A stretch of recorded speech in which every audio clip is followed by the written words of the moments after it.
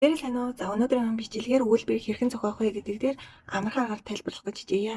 За бид нар үндсэн асуулт болох эзэн биеийг олохын тулд шэй буюу хин, шма буюу юу гэсэн асуултыг асууна. Үүнээсээ бид нар таман зуо шма, шма, таман змаян гэсэн асуултуудыг асуух нь.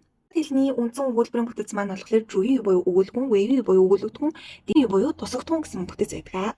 Өгүүлгүн маань болохоор нэр үг болон тэмдэг нэр, харин өгүүлэгдэхүүн маань болохоор үйл үг болон тэмдэг нэр, харин тусагдхүүн маань болохоор үйлдэлийн хүлээн авахчийг заадаг. Жишээлх юм бол уа сихуаны буюу би чамд сайн гэсэн үг байна.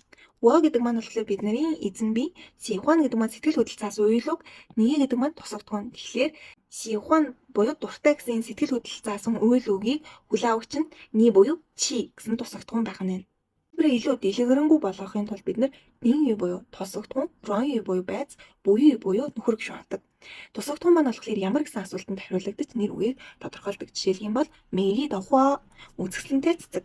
Ямар цэцгийн үзэсгэлэнтэй цэцэг. Цэцэг шүү маань яаж, хаана, хинтээ, хизээ гэсэн асуултанд хариулагддаг. Энэ маань үйл үг болон тэмдэг нэрийг тодтогдог. Кайсин да сяо баяртайгаар инээх. Яаж инээж байгаа? Баяртайгаар инээж юм тийм. Зайгүн яны вар хаан тоглож байгаа. Цэцэрлэгт хүрээлэнд. Шүү маань болохоор үйлдэлийн үр дүн болон хэр хэмжээг илэрхийлдэг. Пау гүйх гэдэг үг байна тийм ээ. За тэгвэл энэ үйл үгийн хэр хэмжээ нь ханхуай буюу маш хурдан. Тэгэхээр бид нэ пау ханхуай гэж хэлж болохгүй. Энэ нөхцөл бид нар заавалж эндэг авдаг. Тэгэхээр пауда ханхуай гүйхтэй хурдан буюу маш хурдан гэсэн утгыг илэрхийлнэ. Тэр дахь жишээ маань болохоор вазуафан би хоол хийж байна.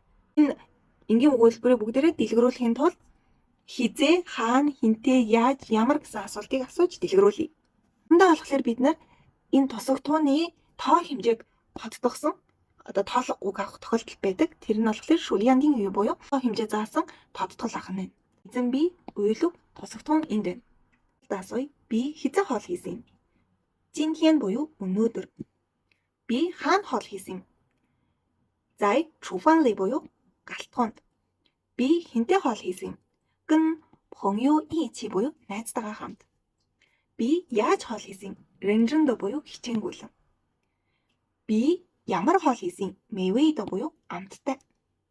Би хэдэн удаа хоол хийсэн? Идүүн буюу нэг удаа.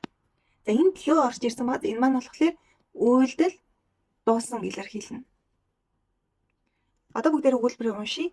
今天我在厨房里跟朋友一起认真的做了一顿美味的饭。Өнөөдөр би галтгоонд найзтайгаа хамт хичээнгүйлэн нэг амттай хоол хийсэн. За энэ дээр болохоор бид нэр энэ идүүн мэвэйдо гэдгийг бичсэн ч болно, бичихгүй байсан ч болно. Бид нар зүгээр 100 фан гэд хэлчихэд бол хүмүүс ойлгоно. Харин хэдэн удаа ямар хоол хийсэн гэдгээ тодтохыг хүсэх юм бол идүүн мэвэйдо гэдгийг авч болно. Өдрийн бичлэг ойлгомжтой байсан гэж найдаа. Дараагийн бичлэг хүртэл баяртай.